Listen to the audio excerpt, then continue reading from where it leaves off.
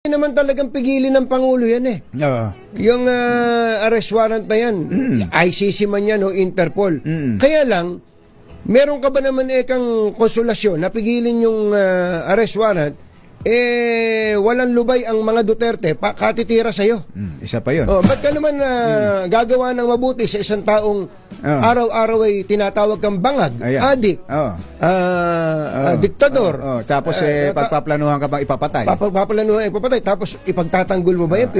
Parang tama, sabi ko, okay, iba rin talaga pag may kausap ka ibang tao. Yan din naman yung binabanggit natin nung nakaraan na parang nag-extend ka ng reconciliation, helping hand, iniaabot mo, pero inaabot mo yung kamay, tinataga yung kamay mo.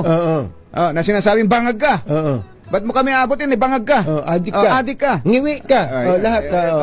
Paano nga naman mangyayari yun? Kumbaga, umaasa ka sa kapwa mo na mabuti ang gagawin sa'yo, pero ginagawan mo naman siya ng masama araw-araw. Yun ang sinasabi natin.